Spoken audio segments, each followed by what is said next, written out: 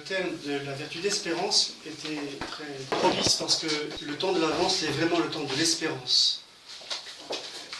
Non pas de l'espoir. Entre l'espoir et l'espérance, il y a une grande différence, même si les mots s'apparentent. L'espoir, c'est très humain.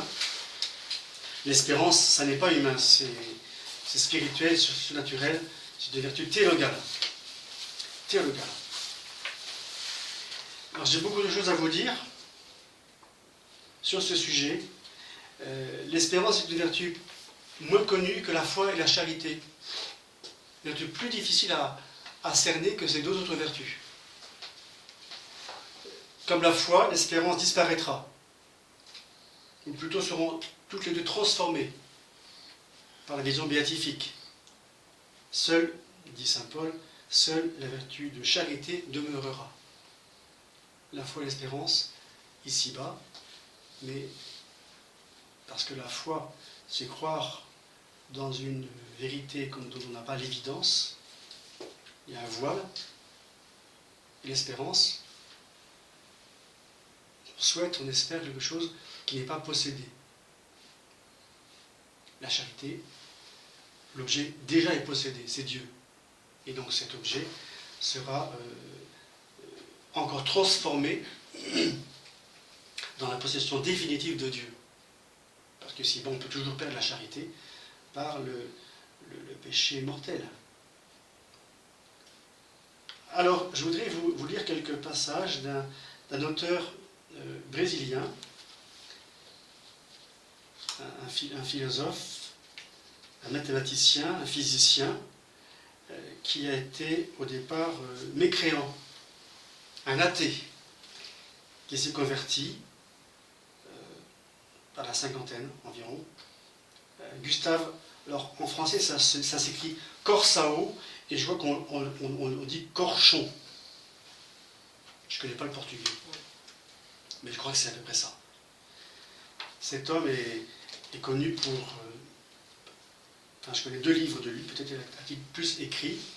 Celui que je vais vous lire partiellement, c'est La découverte de l'autre, et puis un autre livre, traduit par Luc Kérali, Le siècle de l'enfer. Je pense que c'est à lire en ce moment. C'est un livre très actuel. Alors, ce physicien mathématicien, philosophe, est très chrétien. Donc, dans la deuxième partie de sa vie, me semble-t-il, il le raconte quelque part dans ce livre, La découverte de l'autre. Il a acheminé le téléphone au Brésil. Donc il y a un chapitre de ce livre, encore un peu de temps. Bouclez vos ceintures et gardez vos lampes allumées. La lampe est la foi, la ceinture l'espérance. Boucler sa ceinture signifie être prêt, vigilant. Garder l'espérance, c'est attendre le retour du Seigneur. Car espérer signifie attendre réellement, attendre au sens le plus concret et le plus positif, comme Pénélope attendait Ulysse, et comme l'Église attend l'époux qui reviendra au milieu de la nuit. Habituellement, quand quelqu'un emploie le mot espérance, il évoque juste une vague possibilité de ce qui pourrait lui arriver. Comme avec ce billet de loterie, où sa volonté même ne se trouve pas engagée. Si je dis « Espérons que François viendra nous voir aujourd'hui », je n'aurai rien exprimé d'autre qu'un vague pressentiment dont j'accepte d'avance qu'il puisse être contredit par les faits. Or, au sens chrétien, espérer que François vienne me voir à ma maison signifie littéralement l'attendre, avoir mis son couvert sur la table de la salle à manger et imposer le jeûne à toute la famille si l'ami vient à tarder.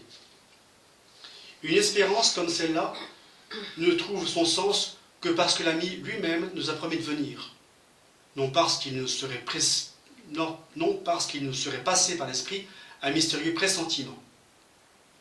Tout le monde connaît les vers enchanteurs de Peggy sur l'espérance, la petite fille de rien du tout, qui allait jusqu'à provoquer l'étonnement de Dieu.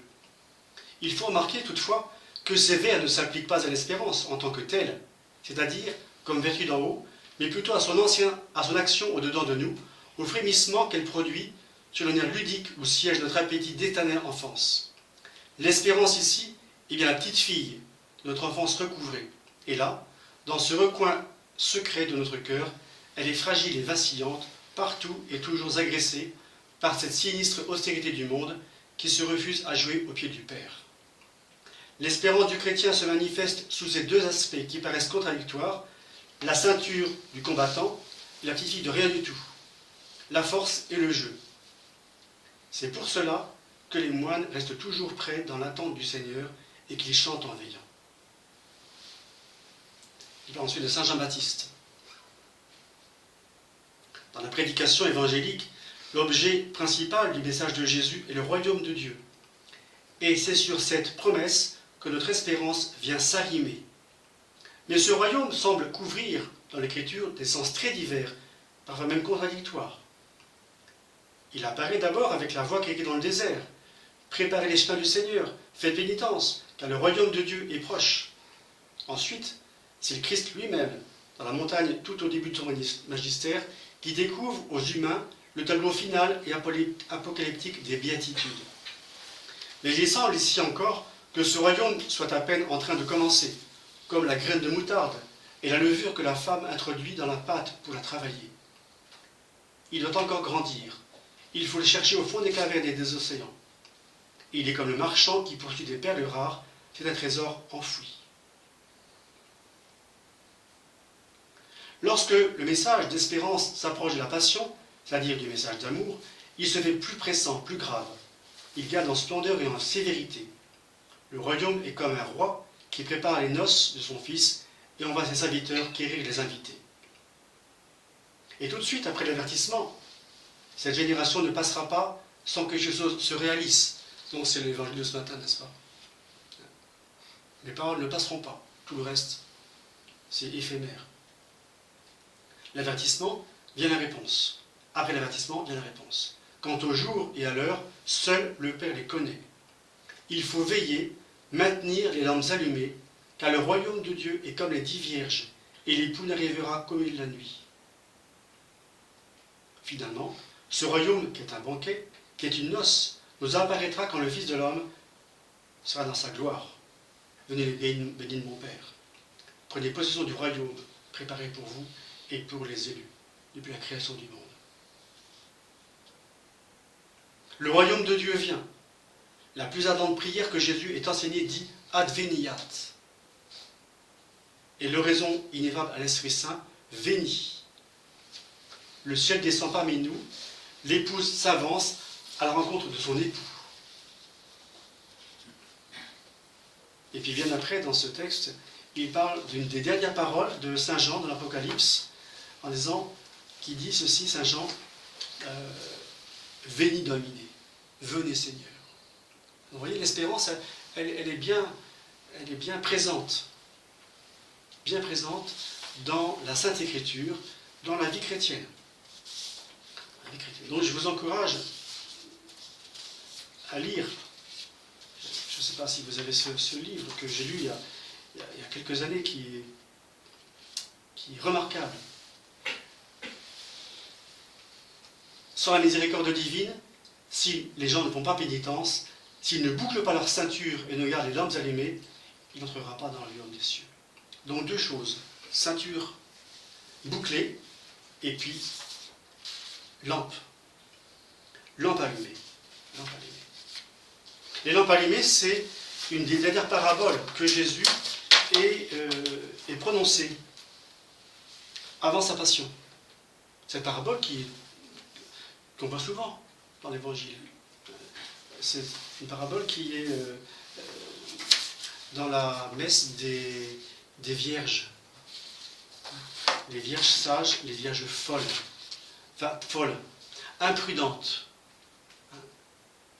Elles ne sont pas folles au sens où on entend le mot de folie. Elles sont imprudentes. Et voyez, je n'ai pas préparé cela, mais ça me fait penser, dans cette parabole, il y a un ordre dans la charité. Là, des brailles sur la charité, vous voyez. C'est très difficile de ne pas faire de lien entre les vertus. On peut faire œuvre de chirurgien, on dissèque, mais la vie chrétienne, ce n'est pas une œuvre le chirurgien de dissection. C'est un tout. C'est pour ça qu'il est important de mettre en relief et en lien les vertus les unes aux autres. Les vierges folles, imprudentes, quand l'époux arrive, elles disent aux avisés, aux sages, donnez-nous votre huile, parce qu'il nous en manque. Et les vierges sages, qu'est-ce qu'elles répondent? Allez, je vous pose une question. Non, on vous en donne pas. Pourquoi? Pourquoi on ne vous en donne pas? Elles en manqueront. Ah. Quand on est poli, vous voyez, dans le monde, on dit, on s'oublie, n'est-ce pas? On dit, il va vous en manquer. Et puis à nous, peut-être aussi. D'accord? Eh bien, ce n'est pas ce qui se passe. De peur qu'il nous en manque à nous et à vous. Mais Seigneur, c'est pas charitable, ça. C'est très égoïste. Il va nous en manquer si on vous en passe. Il y a un ordre de la charité. Un ordre de la charité. D'abord mon âme. D'abord mon âme. Il y a un ordre de la charité. Saint Thomas d'Aquin, dans la Somme, parlant de la charité, dit que il est bien d'aimer de donner du riz au petit Biafra. Bon, il ne parle pas des Biafra. Je transforme, je transpose. Mais non, d'abord mon prochain, le plus proche. Et il dit, mon prochain qui est le plus proche, c'est celui qui a la foi. Celui qui a la foi. C'est celui-là mon prochain le plus proche. Donc ça peut être le petit Biafra. C'est de la foi. Et un an dans la charité. Et bien dans cette parabole des vierges sages et des autres, eh bien c'est l'ordre de la charité. De peur qu'il nous en manque à nous et à vous. Parce que nous, on veut voir le maître. Ça fait longtemps qu'on l'attend. On a de la réserve de charité. Hein. C'est pas de la réserve d'écureuil pour l'hiver. Hein. C'est pas du tout ça. C'est pas l'égoïsme. C'est l'ordre de la charité. Bon, j'ai fait une petite parenthèse. Ça m'arrive de temps en temps. Je fais des parenthèses, des pâtés de maison. Alors, ceci, c'était pour entrer un petit peu en matière pour cette belle vertu d'espérance. Le Père Calmel, dans un beau livre, qui ton œil est simple. C'est un livre qu'il a écrit dans les années 50, 50-55. Je crois que ça a été réédité récemment. Moi, je l'ai en petit feuillet. Il dit ceci. Donc, si ton œil est simple. Si l'on aime Dieu, on vit en prière. On vit dans l'espérance. Car l'espérance est le principe de la prière. Elle fait prier parce qu'elle fait prendre appui sur Dieu seul, sans rien attendre de soi. Chez celui qui espère, son courage se fonde sur Dieu. Elle fait prier parce qu'elle fait prendre appui sur Dieu seul et pas sur soi. C'est plus que la confiance humaine. Parce que là, il y aura comme un saut, non pas dans l'absurde, car Dieu n'est pas absurde, mais un saut dans l'infini qu'est Dieu. Dans l'infini qu'est Dieu. On a confiance en Dieu. Donc on espère en lui. On sait que ses bras ne pourront pas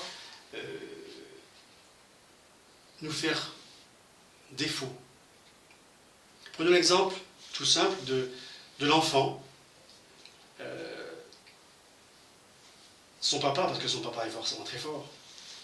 Non, papa est plus fort que le papa, c'est évident. Eh bien, le papa tend les bras, et dit à l'enfant, jette-toi dans mes bras. Que fait votre enfant qui a 3-4 ans? Il se jette complètement. Il ne réfléchit pas du tout sur le danger éventuel. Il se jette, pourquoi? Parce que les bras de papa, c'est les bras de papa. Papa ne peut pas me faire faux bon, évidemment. L'enfant grandit et le père toujours tend ses bras. Mais l'enfant, il a grandi un petit peu, donc il peut se dire, oh là, mon papa est le plus fort, enfin il était le plus fort, et maintenant je pèse un peu lourd et je n'ai pas faire confiance à ses bras qui peuvent faillir. Alors il essaie quand même, il saute encore, mais bon. Et puis il a encore grandi l'enfant. Et puis là, il fait le tour de la table, et puis les bras de papa sont bien gentils, mais il y a un escalier. Il prend l'escalier. Il ne faut pas faire ça par rapport au bon Dieu. On ne prend pas l'escalier. On se jette dans les bras du bon Dieu qui jamais ne va faire défaut. C'est ça, c'est une petite explication, vous voyez, de l'espérance. On prend appui sur Dieu seul, sans attendre rien de soi. Attendre quelque chose de soi, c'est prendre l'escalier pour descendre. En sécurité, pense-t-on. Non, les bras de mon Père qui est aux cieux sont bien plus forts que l'escalier qui pourrait me faire défaut. Voyons un petit peu dans l'Écriture sainte. Cette espérance est bien présente. Pour moi, adhérer à Dieu est bon. Poser en lui spem meam, mon espérance. Adhérer à Dieu est bon. Adhérer à Dieu, bonum est. Les psaumes sont remplis d'espérance. Très souvent avec la miséricorde. C'est lié, les deux. Ces deux aspects de Dieu en Dieu sont liés. La miséricorde de Dieu et l'espérance sur laquelle nous faisons un grand appui. Le vendredi à l'Aude, nous chantons ce petit verset. Faites-moi, Seigneur, don de votre miséricorde, parce que j'ai espéré en vous. À la fin du Te Deum, Te Deum, c'est saint Ambroise qui a écrit ce beau cantique que chaque jour nous récitons à la fin des matines. In te domine speravi, non confundar in aeternum. En vous, Seigneur, j'ai posé mon espérance, je ne serai pas confondu, confundar in aeternum, je ne serai pas en enfer. J'ai posé en vous mon espérance. Saint Paul, aux Romains. Déjà, nous sommes sauvés en espérance. Mais une espérance dont l'objet se voit, n'en est pas une. Espère-t-on ce que l'on voit? Pour nous qui espérons sans voir, notre attente doit servir de patience. Voilà. C'est une caractéristique de l'espérance, c'est la vertu de patience. Justement parce que on n'a pas encore l'objet. L'objet n'est pas atteint. Donc vous voyez, au ciel, eh bien, il n'y aura plus de patience. On n'aura plus à travailler cette vertu de patience. Sur la vie, j'ai hâte d'arriver au ciel. Ici-bas, je suis exercé avec cette vertu de patience. Donc notre attente, on attend. Le train va arriver. Mais on ne sait pas quand le train va arriver. Il faut être prêt. Le train va arriver un jour. Quand est-ce qu'il va arriver? Je ne sais pas. Encore Saint Paul, aux Romains. Je suis persuadé que ni la mort, ni la vie, ni les anges, ni les principautés, ni le présent, ni l'avenir, ni les puissances, ni aucune créature quelconque ne pourront nous séparer de l'amour de Dieu en le Christ Jésus notre Seigneur. Personne ne peut nous séparer de notre Seigneur Jésus-Christ. C'est pour ça qu'il nous voit cette patience. Et Saint Paul, toujours le même dans l'Épître aux Hébreux, nous dit, mais il met un rapport entre la foi et l'espérance. La foi est le fondement de ce qu'on espère et la preuve de ce qu'on ne voit pas. Aussi voit-on que la foi, c'est le support de l'espérance. La foi est le fondement, la base de ce qu'on espère et la preuve, argumentum, l'argument, la preuve de ce qu'on ne voit pas. C'est au tout début de l'Épître aux Hébreux, au chapitre 11. Et dans tout ce long chapitre 11, Saint Paul va faire un petit cours d'écriture sainte avec tous les patriarches, en tout cas une grande partie, les plus marquants, dirons-nous, sur ces patriarches qui ont été éprouvés dans leur foi. Il parle de Noé, Abraham, Isaac, Jacob, etc. Vous pouvez lire tout ce chapitre 11 de l'Épître aux Hébreux. Saint Pierre, tournez toute votre espérance vers la grâce qui doit vous apporter la révélation de notre Seigneur Jésus-Christ. L'espérance pour la révélation. La révélation. Approchons-nous, poursuit Saint Paul, c'est le verset qui nous est donné pour la fête de Cœur Immaculé de Marie. Approchons-nous, lettre 8, approchons-nous avec confiance du trône de la grâce pour recevoir miséricorde et trouver la grâce d'un secours opportun. Donc voilà quelques petits passages pour la Sainte Écriture. Vous voyez, c'est pas exhaustif, mais Ancien Testament, enfin oui, les psaumes, et Nouveau Testament, on voit bien que l'espérance est très présente. Et puis bien sûr, le Notre Père. Notre Père. On pourrait faire toute une série de conférences sur le Notre Père. Prière d'espérance. Adveniat regnum tuum. Que votre règne arrive. Donc ça veut dire qu'il n'est pas encore obtenu. En tout cas, de façon totale. Donc on ne demanderait pas à Dieu ces dons si on les avait déjà obtenus en totalité. Donc on espère de Dieu. Toutes les demandes de notre Père sont des demandes d'espérance. Que sa volonté soit faite, que son règne arrive, que son nom soit sanctifié. Et il ne l'est pas, évidemment. De plus en plus.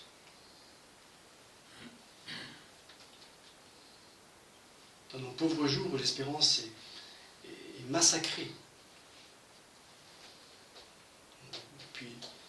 Depuis 2 mois, avec ce sinistre président qui a promu le droit au blasphème. C'est effrayant. Le droit au blasphème. Contre que votre nom soit sanctifié. C'est complètement opposé à que votre nom soit sanctifié, le droit au blasphème. C'est une chose absolument effrayante qui ne peut pas être impunie dans l'au-delà, peut-être déjà dans le présent. Dans le présent. Dans 2 mois, on appelle d'abord, parce qu'on est fin novembre, donc début janvier, eh bien, il y a ce très bel office du Saint-Nom de Jésus. C'est Saint Bernard, le chantre de Notre-Dame, et aussi du Saint-Nom de Jésus, qui a composé, en tout cas l'Église a retenu pour le Saint-Nom de Jésus, des textes de Saint Bernard, avec cette très belle hymne. Jesu dulcis memoria. Jésus, espoir des pénitents. Spes penitentibus. Espoir des pénitents. Au début de la messe, il est récité le psaume 42, le Judicame. Donc c'est une séparation avec l'iniquité. Il monte au calvaire, le prêtre, eh bien il se sépare de ce qui n'est pas Dieu. Et Dieu est sa force. Spera in Deo, quoniam adu confite borili. Salutare vocus mei, Deus meus. Espère en Dieu. Parce que je me confesserai à lui. C'est mon salut et mon Dieu. Le salut de mon visage, salutare vocus mei. Espère en Dieu. Il faut espérer en Dieu. Tout à l'heure, je vous ai cité le Père Calmel, je reviens. L'espérance, c'est dans un autre livre, les mystères du royaume et de la grâce. L'espérance se porte vers le bien divin, du point de vue où il n'est pas encore possédé. Alors que par l'amour, nous habitons en Dieu, par l'espérance, nous tendons à la possession pleine de ce Dieu que nous avons rejoint, mais dans l'obscurité de la foi. En une phrase, 2 phrases, il a parlé des 3 vertus théologales. Foi, espérance, charité. Et Sainte Thérèse de l'Enfant Jésus, c'est la confiance, et rien que la confiance, qui doit nous conduire à l'amour. Alors l'espérance va donner à notre vie spirituelle une solidité. Une solidité. Elle nous donne la certitude, et non pas l'opinion, le peut-être, la certitude qu'il nous est possible de ne pas fléchir le combat qu'on aura à subir, à souffrir pour notre Seigneur Jésus-Christ. Comme c'est important, voyez, dans les circonstances où nous vivons, où le bon Dieu nous a placés. On n'a pas choisi de vivre en 2020.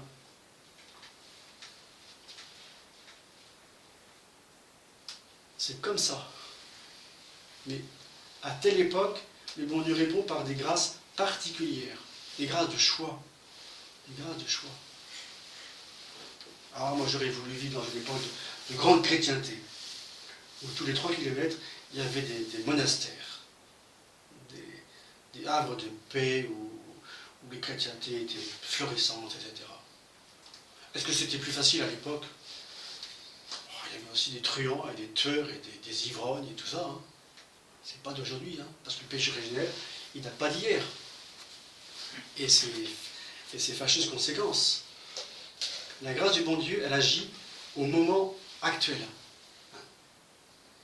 Pour hier, pour les gens d'hier, et pour demain, pour ceux qui nous succéderont, mais pour aujourd'hui. Mais comme le bon Dieu est fidèle, il nous donne des grâces particulières pour vivre actuellement dans la grâce du bon Dieu. Il n'y a pas de doute. Ou alors, Dieu n'est pas Dieu. Ou il a été Dieu, mais il n'est plus Dieu. Ce qui n'est pas possible. Ce qui est impossible, métaphysiquement impossible. Dieu est Dieu pour toujours. Et donc, comme il sait bien, je pense que le courant, le bon Dieu, qu'on vit dans une époque d'antichristianisme et de gens dévoyés, de Macron et de Macron et de mécréants, etc. Hein? Eh bien, il le sait tout ça, bon Dieu. Il le sait très bien tout ça. Mais il donne des grâces particulières pour qu'on vive encore plus chrétiennement maintenant que il y a 10 ans, 20 ans, 30 ans. Saint Thérèse, l'enfant Jésus, souhaitait vivre dans des temps apocalyptiques. Pourquoi? Pour prouver au bon Dieu, je vous aime. Je vous aime. Donc l'espérance donne une solidité, une certitude à notre vie spirituelle. Dieu est. C'est vraiment le cri de Garcia Moreno, qui, en mourant, dit Dieu ne meurt pas. Ça, c'est une certitude. Quelle espérance! Quelle assurance! Quelle assurance dans cet homme, martyr pour la foi. Parce qu'il a été fusillé en haine de la foi par ces francs-maçons le 6 août 1875 à Quito, hein, dans l'Équateur. Il a été fusillé en haine de la foi. Dans un guet-apens. Dieu ne meurt pas. Moi je meurs, mais ça c'est un détail. Mais Dieu ne meurt pas. Nietzsche a dit Dieu est mort. Nietzsche est mort, mais pas Dieu. Carrément différent. Tous ces mécréants, c'est sans Dieu, c'est contre Dieu. Ils meurent tous, mais pas Dieu. Pas Dieu.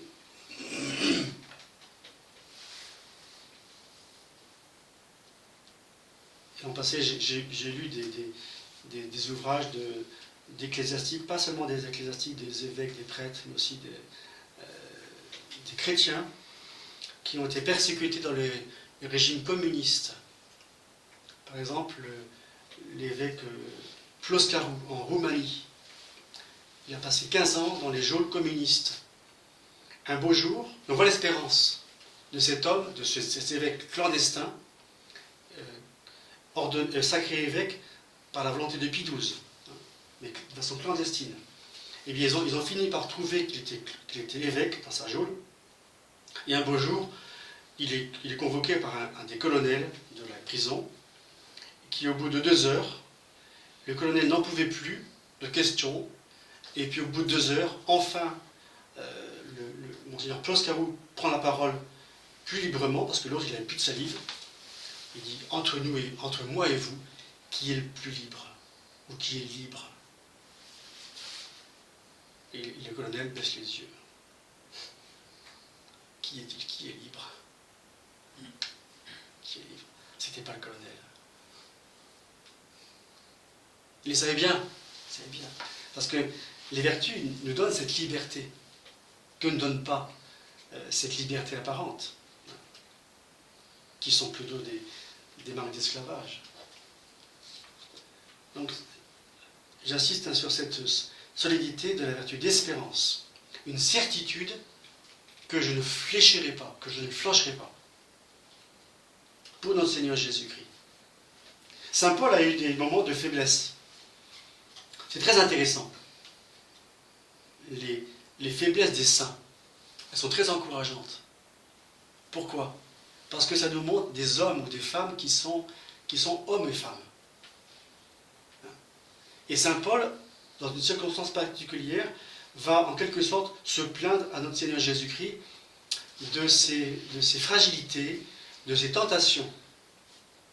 Notre Seigneur lui répond, « Ma grâce te suffit. ma grâce te suffit.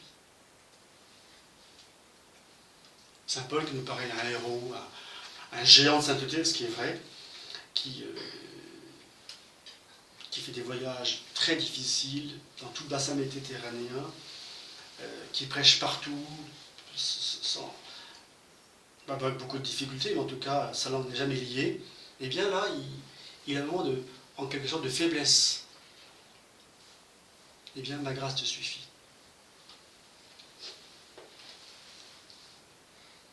Et il dira à saint Paul, nous savons que les souffrances du temps présent n'ont pas de commune mesure avec la gloire qui sera manifestée en nous. C'est la force des martyrs. Saint Laurent, qui sur son grille va ironiser sur sa cuisson en disant « tu peux retourner ces cuits de ce côté-là ». Il ironise. Enfin, c'était pas un fakir, hein. Il souffrait vraiment, j'imagine. Enfin, j'imagine pas, c'est vrai. C'est pas un fakir. Pourquoi il ironise? Parce qu'il sait que ça va durer un temps. Mais la gloire éternelle, elle est largement supérieure à cette cuisson. Oups. Et il a souffert. Il a vraiment souffert. Les souffrances du temps présent n'ont pas de commune mesure avec la gloire qui sera manifestée en nous. Le Seigneur le dit bien dans l'Évangile, c'est la fin, dans le passage des Béatitudes, chapitre 5, 6, 7 en Saint Matthieu. Là où est ton trésor, là est ton cœur. Donc Dieu est notre trésor et nous attendons la possession dans le ciel. C'est le deuxième mystère glorieux, avec l'espérance, le désir du ciel. Tellement important de bien méditer ces mystères. Le Père Calmet, encore lui, plus notre espérance grandit, plus aussi elle avive en nous ce sentiment que c'est Dieu seul qui nous donne d'être fidèles à Dieu. Dieu seul. Que cette fidélité, nous ne la tirerons pas de nous-mêmes. Dieu seul.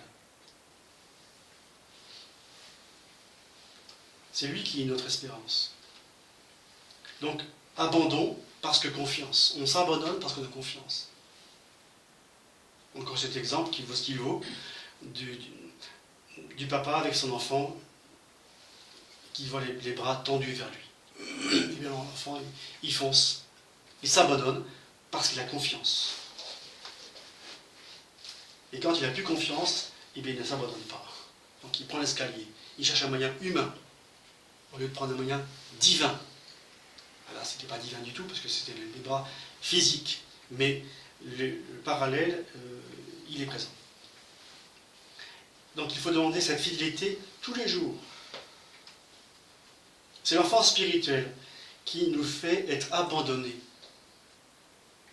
Et là, on retrouve tout le message et la vie de Sainte Thérèse de l'Enfant Jésus, qui a bien compris cette parole de l'Évangile, laissez venir à moi les tout petits enfants. Parce que le royaume des cieux est pour eux et pour ceux qui leur ressemblent. Donc ce n'est pas simplement l'enfance 0-5 ans, non. C'est l'enfance spirituelle, donc c'est à tout âge. Il faut redevenir enfant. Même plus qu'enfant. C'est en Saint Jean, chapitre 3, avec notre Seigneur et Nicodème. Le pauvre homme, il ne comprend rien. Puisque notre Seigneur lui dit, il parle du baptême, il faut revenir, non pas même enfant, mais dans le sein de sa mère. Dis-moi, je suis un vieux bonhomme, qu'est-ce que vous me demandez là? C'est impossible, Seigneur. Ah oui, physiquement, oui, mais spirituellement. Revenir en notre Seigneur Jésus-Christ. L'espérance est dynamique. Dynamis en grec, dynamis, c'est la force. Donc il y a un élan vers Dieu. On est persuadé d'atteindre cette béatitude malgré les obstacles.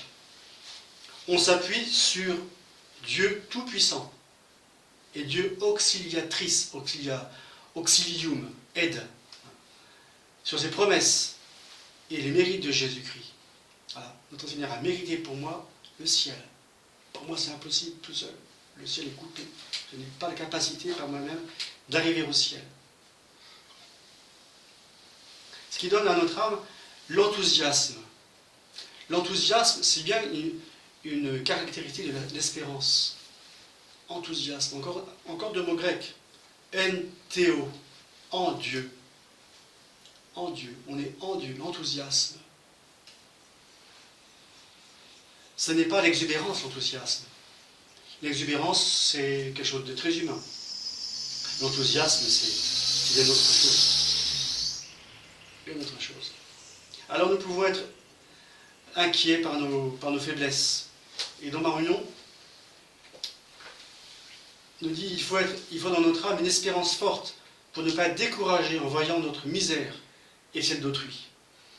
Si l'abîme de nos misères est grand, si la miséricorde divine est infinie comme Dieu lui-même. Il y a un verset d'un psaume, Abyssus, abyssum invocat. L'abîme appelle l'abîme. C'est le même mot, mais c'est deux choses différentes. L'abîme de mes misères, l'abîme de la miséricorde.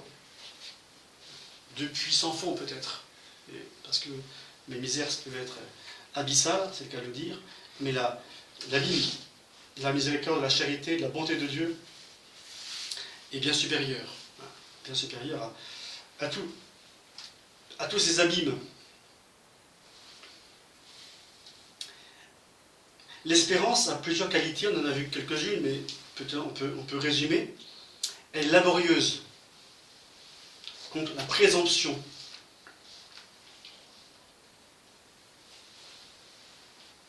La présomption, j'arriverai par moi-même, mais en faisant défi de Dieu, en faisant fi de Dieu.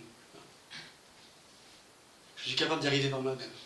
Ça, c'est Saint Pierre, qui à ce moment-là n'est pas Saint Pierre, c'est Pierre tout court. Il est présomptueux. Seigneur, quand bien même tous vous quitteront, moi, bien évidemment, c'est moi. Puisque, n'oubliez pas, Seigneur, si vous avez la mémoire courte, moi je peux vous rappeler ça. Tu es Pierre, tu as pénétré mon église. Seigneur, vous avez oublié ça?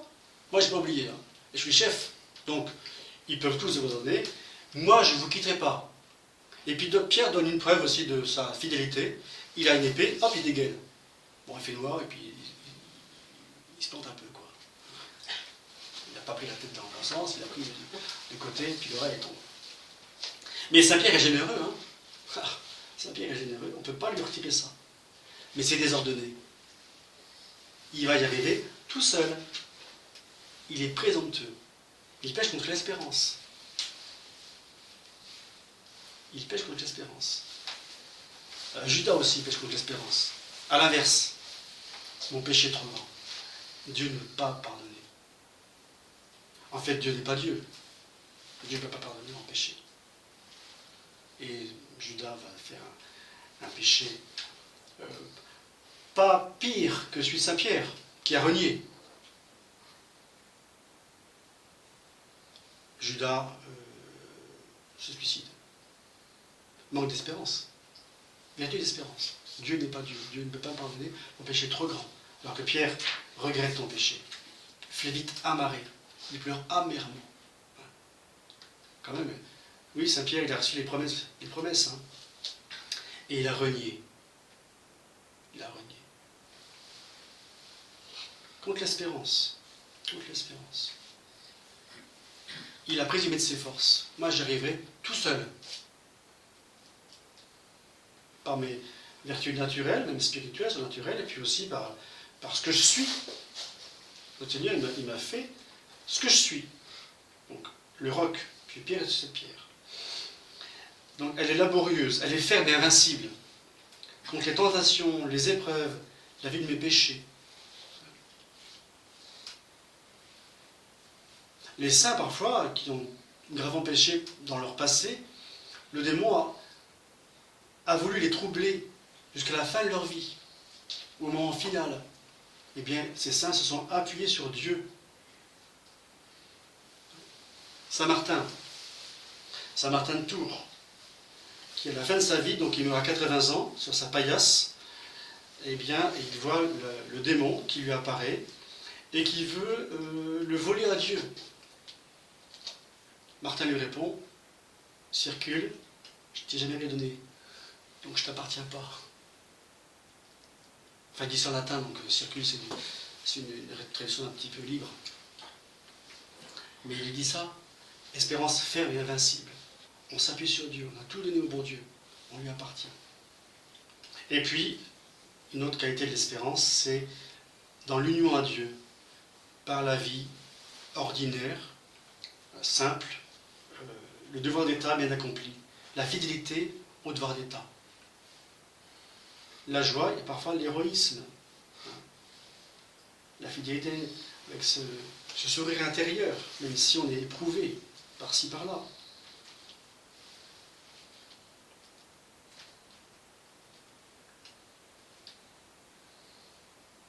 On pourrait parler de la joie et de l'héroïsme, c'est plutôt lié avec la vertu de charité.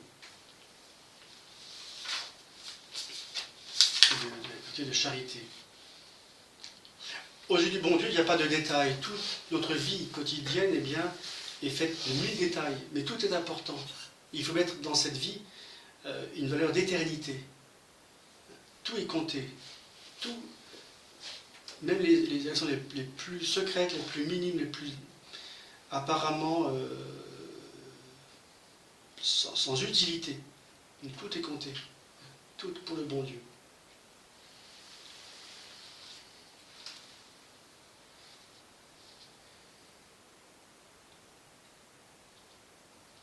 Une belle parole du père de Chivray. Il n'est pas une tare, un vice, un crime, un sacrilège, une trahison qui ne puisse enfanter un héroïsme, un sacrifice, une vertu, une sainteté. Dès que la vie inaltérable du Christ s'en mêle, pour désorienter la malice qu'ils contiennent et réorienter la volonté qu'il a produite vers des sommets où l'attendent encourageant et enthousiasmant Marie-Madeleine, Augustin, Paul de Tarse, et des centaines d'autres. Tous ces saints qui ont été des grands pécheurs. Saint Augustin, pour m'arrêter sur lui un tout petit instant, Saint Augustin, il est manichéen, il vit dans le mariage sans être marié, avec un enfant, Adéoda, qui sera baptisé plus tard. Eh bien, Augustin, il a des bons amis, chrétiens. Ils ont son âge, ils vivent chrétiennement. Et lui, il est tiraillé entre le bien, le mal, la vertu, le vice. Et alors, il raconte dans les confessions ce combat intérieur.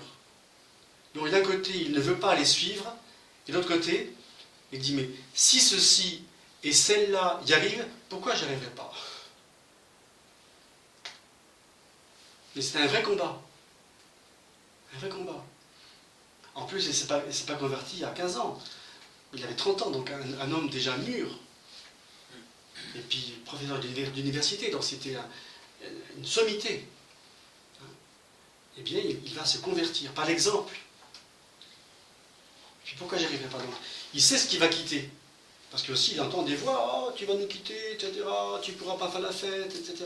Tu ne pourras pas faire ci et ça comme autrefois. Tu vas être guindé, tu vas être traité de réactionnaire, etc. à l'époque. Eh bien, il a survécu à ces tentations terribles. Terribles. Il est devenu Saint Augustin. Un homme extraordinaire. Je suis un peu long, mais je voudrais, avant que vous dormiez entièrement, je vais y arriver, je pense, et j'ai encore quelques minutes à faire pour que vous sombriez dans le combat total.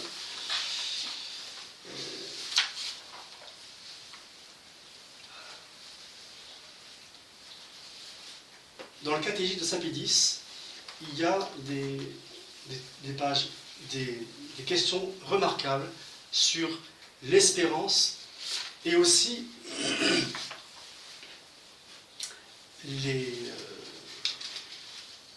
la vie d'espérance. Enfin, pas que l'espérance, il parle de la foi, l'espérance, la charité, mais le catéchisme parle de la vie à travers ses vertus. Elles sont très actuelles.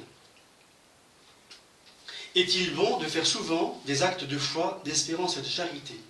Oui, il est bon de faire ces actes pour conserver, accroître et fortifier ces vertus si nécessaires, qui sont comme les parties vitales de l'homme spirituel.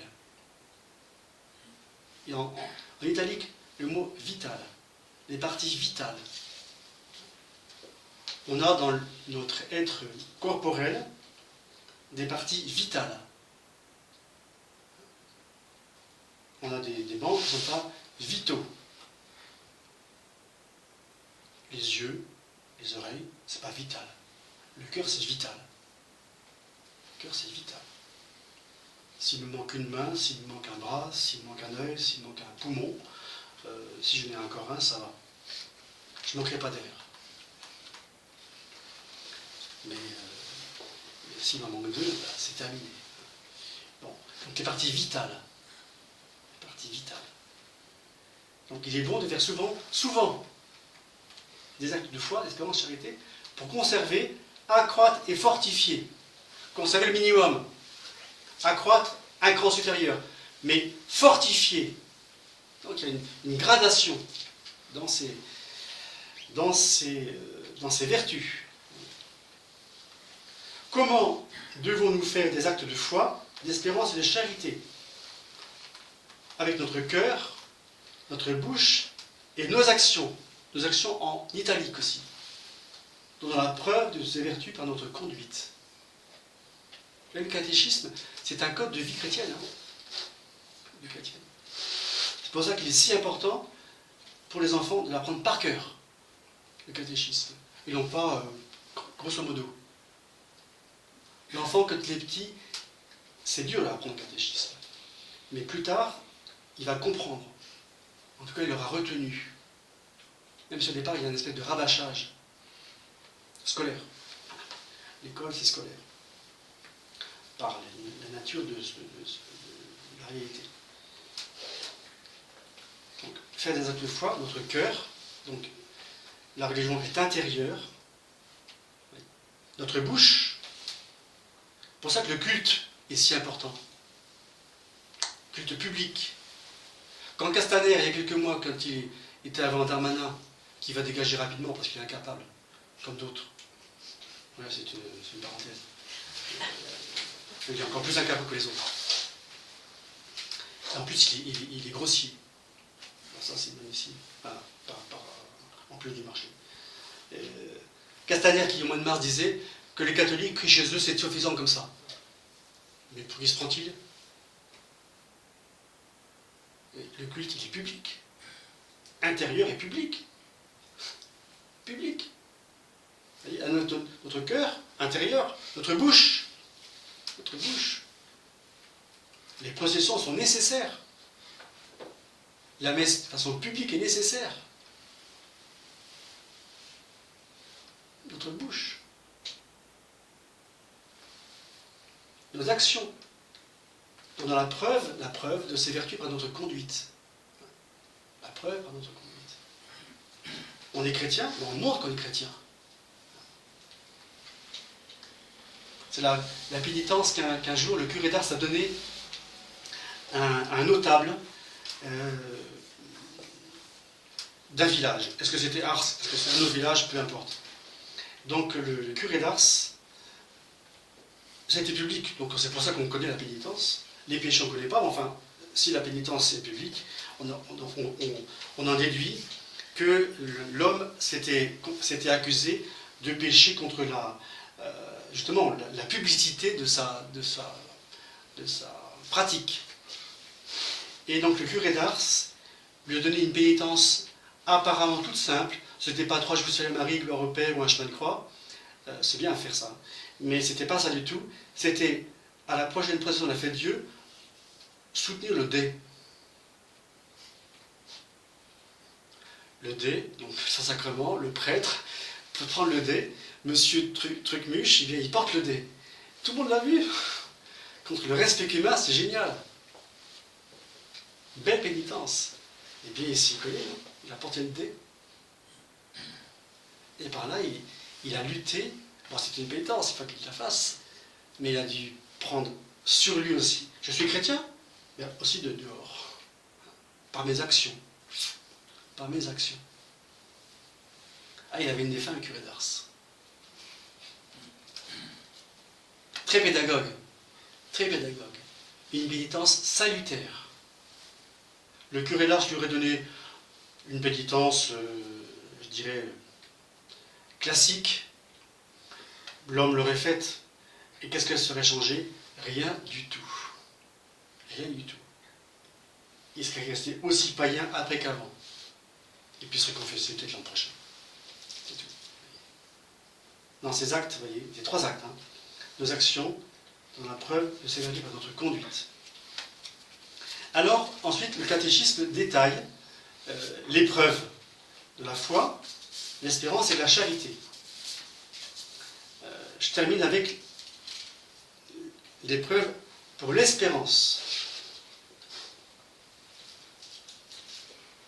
On donne des preuves de son espérance en ne se troublant pas des misères et des contrariétés de la vie, ni même des persécutions, mais en vivant résigné sur les promesses de Dieu. Les promesses de Dieu. Ça résume ce qu'on a pu dire jusqu'à présent. Une petite explication. Jésus-Christ déclare: Bienheureux ceux qui souffrent persécution pour la justice, car le royaume des cieux est à eux. Bienheureux serez-vous lorsque vous maudira, qu'on vous persécutera, qu'on dira faussement toutes sortes de mal contre vous à cause de moi. Réjouissez-vous, tressaillez de joie, parce que votre récompense sera grande dans les cieux, car c'est ainsi qu'on a persécuté les prophètes qui ont été avant vous. Les béatitudes.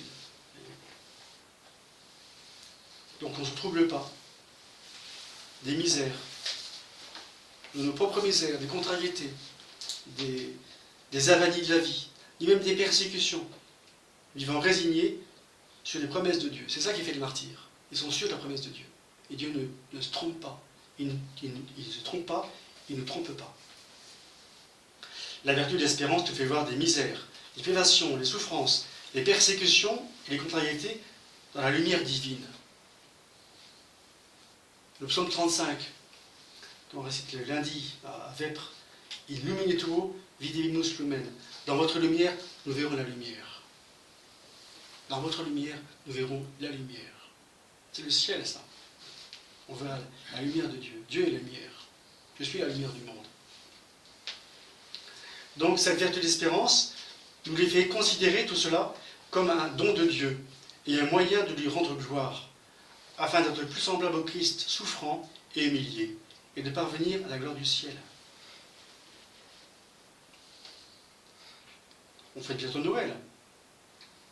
Noël, c'est un message joyeux. Joyeux, façon de parler, hein. Rejeté par tout le monde, joyeux.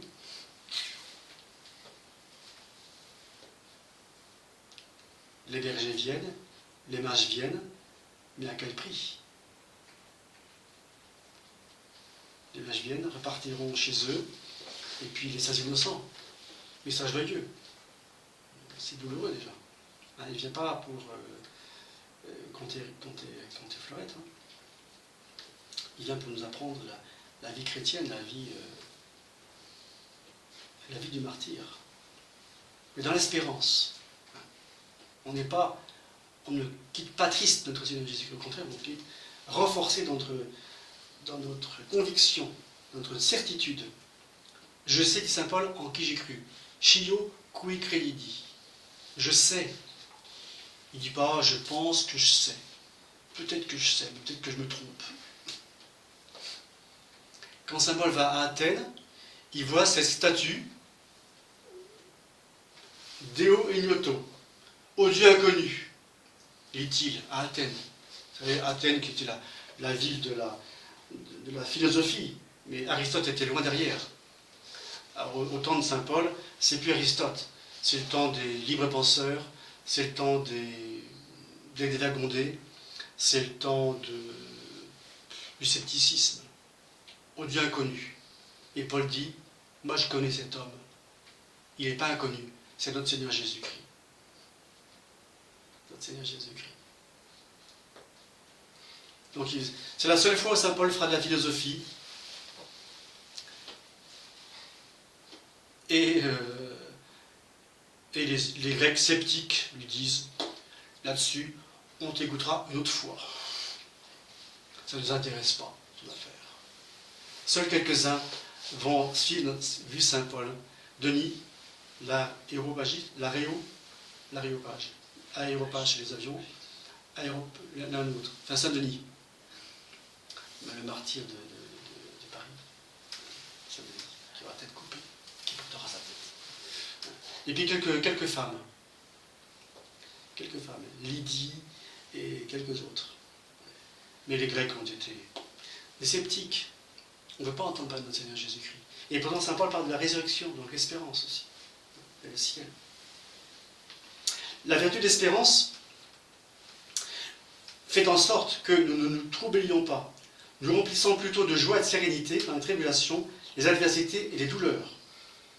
De l'espérance naissent les vertus de patience, de résignation, ou plutôt, est enfin la joie au milieu de la douleur, et dans les supplices du martyr, en vue de la gloire céleste qui nous attend.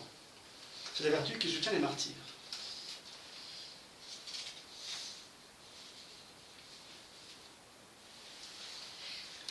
Et pour terminer, je vous lis cette parole de saint Paul.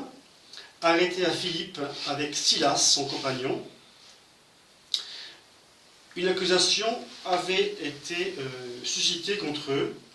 Ces hommes troublent notre ville. Voilà, le chrétien est un trublion, trouble à l'ordre du public. Oh, c'est la même accusation, une des accusations qui a été faite contre notre Seigneur Jésus-Christ, n'est-ce pas, à Pilate. Il trouble notre ville, et même toute la région, la nation, en commençant par la Galilée, jusqu'à ici. Et c'est pour ça que Pilate dira, mais Galilée? Ah, mais ça m'intéresse. Est-il galiléen? Oui, galiléen. Ah, ben très bien. Comme ça, moi je ne m'en occupe plus. Je l'envoie à Hérode. Il se débarrasse. Et vous voyez l'accusation, il trouble l'ordre public. Jésus? Ah bon? Oh oui. Nous, catholiques, on trouble l'ordre public. On va prier devant une église. Oh, imaginez, on trouble l'ordre public. Il a interdit de prier, d'être à genoux. Par contre, on peut vociférer des blasphèmes. Là, on ne trouve pas l'ordre public. Là, c'est dans les clous. Alors voilà, donc là, les accusations. Cet homme trouble notre ville. Le peuple courut vers eux, contre eux. Les magistrats, c'est dans les Actes des Apôtres, chapitre 16. Le peuple courut contre eux, et les magistrats ayant fait déchirer leur tunique, c'est très juif ça, on déchire les tuniques, comme Caïphe. Mais ils ne craignaient rien, ils avaient des velcro. Ayant fait déchirer leur tunique, ordonnèrent qu'on les bâtit de verges. Et après qu'on leur eut donné des coups nombreux, les mirent en prison, en ordonnant aux geôliers de les garder avec soin. Lorsqu'ils reçurent cet ordre, il les mit dans une prison intérieure et serra leurs pieds dans des ceps. Donc la prison était sévère. Hein. Il y a des gardes, c'est serré, enfin, il y a la serrure, et puis les pieds dans des ceps, donc bien ficelés. Au milieu de la nuit, Paul et Silas priaient et louaient Dieu. C'est un petit peu comme Daniel dans la fosse aux lions, vous savez. Il loue Dieu. Et les lions sont comme des petits chats, on leur pille en leur léchant les orteils. J'imagine. Prier et louer Dieu, et ceux qui étaient dans la prison les écoutaient. Tout à coup, il se fit un grand tremblement de terre, de sorte que les fondements de la prison furent ébranlés. Et aussitôt, toutes les portes s'ouvrirent, et les liens de tous les prisonniers furent rompus. Pas seulement Paul et Silas, mais les autres aussi. Le gardien de la prison, réveillé, et voyant les portes de la prison ouvertes, tira son épée et voulait les tuer. Non, il voulait se tuer. Pensant que les prisonniers s'étaient enfuis. N'oublions pas. Le garde, c'est un Romain, donc un païen. Donc les prisonniers s'enfuient, ils méritent la mort. À Rome, on ne fait pas de détails. Donc plutôt que de mourir par l'épée des Romains, il meurt par son épée. C'est un petit peu, ça fait penser à cette fable du chat et des moineaux là.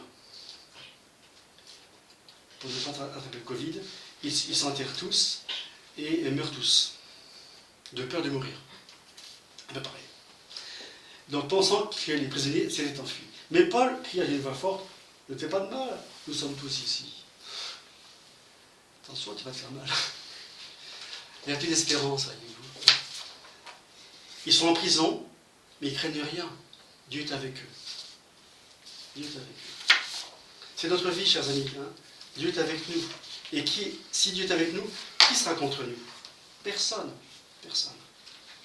Alors tâchons de vivre une grande vertu d'espérance, si nécessaire. C'est vraiment un fondement de vie chrétienne. Un fondement de vie chrétienne, la vertu d'espérance.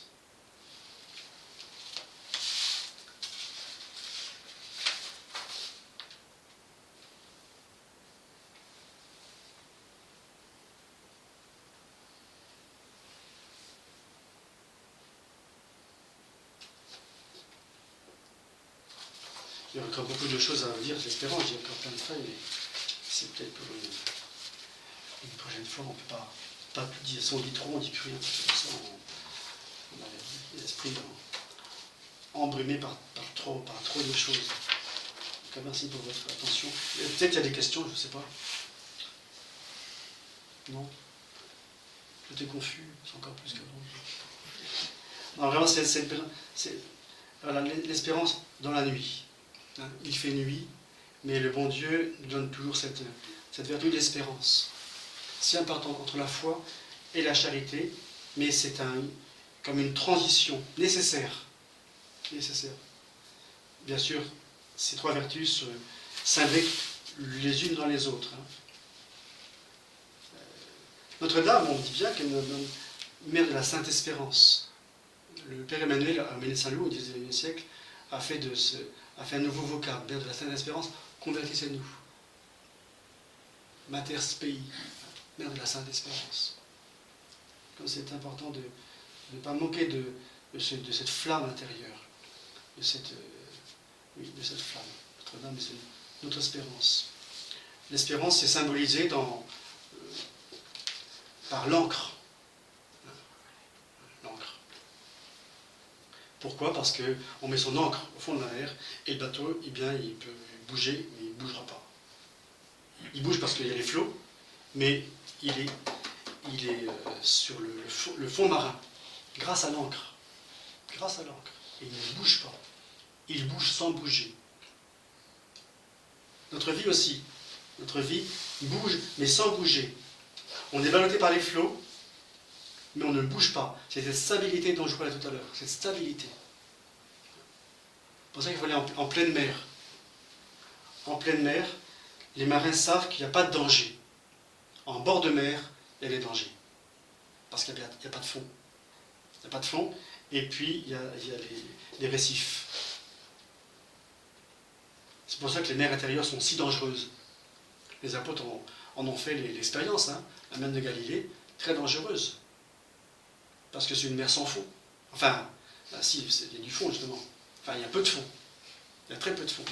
Donc les vagues, elles sont terribles. Et ces marins expérimentés, ils auront une peur bleue. Seigneur, nous périssons. Nous périssons. Et le Seigneur dort. Le Seigneur dort. Et en plus, comme dit saint Marc, qui était. Donc c'est Saint-Pierre, saint Marc c'est Saint-Pierre, là c'est le secrétaire de Saint-Pierre. Saint Marc note que notre Seigneur dormait sur le coussin, dans la barque. Dans le texte grec, il y a l'article défini, le coussin. C'est fort quand même. Le Seigneur, il dort sur le coussin. Et il faut qu'il le secoue. Seigneur, sauvez-nous, nous périssons. Et notre Seigneur répond par deux phrases. Homme de peu de foi, le Seigneur, vous avez une bonne bouche. On va périr et vous dites que... Et en fait, je vous dormez sur le coussin. pendant qu'on pagaille, on écope. Mais vous, ça va bien? Et Saint Pierre le harponne en quelque sorte, c'est-à-dire, ça ne vous fait rien qu'on périsse? Vous vous en moquez complètement. Saint Pierre, il hérite avec notre Seigneur Jésus-Christ. Hein. Ça ne vous fait rien qu'on ait la trouille? Et notre Seigneur leur prend homme de peu de foi. Ah bon? C'est bon ça. Et puis à la mère, il lui parle comme à une personne. Tais-toi. Et un grand calme. Bon, les apôtres, on se connaît notre Seigneur Jésus-Christ par panique et aussi par confiance en lui. Mais ça y a une espèce de petite joute, le combat. Donc aussi dans nos épreuves aussi, n'hésitons pas non pas à combattre comme notre Seigneur Jésus-Christ, mais à le supplier. Adjuvanos, aidez-nous Seigneur. Seigneur, venez à notre aide. C'est l'espérance, ça. C'est l'espérance. Que le Seigneur permet nos épreuves aussi, hein, que notre espérance soit parfois tourmentée. À ce moment-là, notre Seigneur nous a demandé de donner des impératifs, de donner des ordres au bon Dieu. Pourquoi on donne des ordres au bon Dieu? Parce qu'on espère en lui, c'est tout. On espère en lui. Avec déférence, avec politesse, avec plein de respect évidemment, avec adoration, on donne des ordres au bon Dieu. Dieu aime se faire prier. Et l'Avent est rempli de ces demandes. Véni, véni, véni. C'est pas des peut-être. Véni, ça veut dire venez. Et tout l'Ancien Testament, c'est venez. Les prophètes, c'est venez. Isaïe, Jérémie, Malachie, tous les prophètes de l'Ancien Testament, c'est Seigneur, venez. On n'en peut plus de ces péchés. Venez. Venez. Moïse, Abraham, Isaac, venez. Jean-Baptiste. Et puis, allez à notre Seigneur Jésus-Christ. Il faut qu'il croie ce que je diminue. Moi, je ne suis pas le Messie. Allez à lui. Ça, c'est plein d'espérance. Donc, allons aussi à notre Seigneur Jésus-Christ, avec une grande espérance, un grand attachement, un grand amour pour lui. Voilà, j'ai terminé, chers amis. Bon courage, Saint-Avant. Saint-Avant surtout. Plein de notre Seigneur Jésus-Christ, plein d'espérance en lui. Pas en nous, car on n'est rien du tout, mais en notre Seigneur Jésus-Christ. Parce que l'homme, c'est rien. Dieu, c'est tout. Voilà.